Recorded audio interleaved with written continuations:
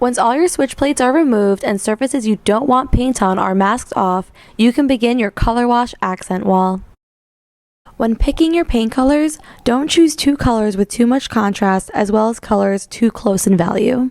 We usually suggest picking an off-white color and a medium value color such as coral or medium blue. Rid your rim of dry paint in the future by wiping the outside of your paint can with a paper towel and swirling your brush in and around the rim, pushing excess paint back into the can.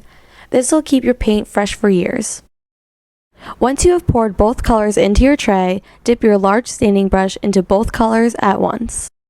Blend your colors together right on the wall using a crosshatch technique. Keep your movements light and fast and move your wrists in different directions while you do this. Always remember, while painting your color wash, try to avoid round bullseyes or rigid linear horizontal and vertical lines. From time to time, step back and evaluate your technique. Aim at creating these kind of continental shapes that are organic and irregular within your color wash.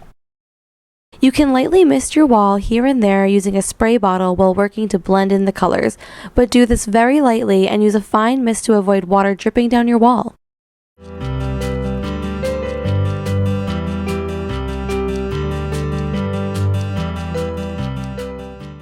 Use the same blending technique for your edges and corners.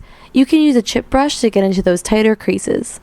After the color wash is complete, let it dry fully and lightly sand the wall using 220 to 240 grit sandpaper, or even a folded brown bag to knock off any paint pieces or brush hairs that have been left behind. Lightly mist the back of your stencil with spray adhesive to reduce bleed. When hanging your mandala stencil, make sure it's straight with a clip-on stencil level. You can get this in the link in the description below. Now it's time to get some paint on your roller. Evenly load your 4-inch dense foam roller with metallic paint. We used Modern Masters pale gold paint. Then, offload excess paint onto a paper towel. You can get this roller on cuttingedgestencils.com. Lightly roll on your gold metallic paint.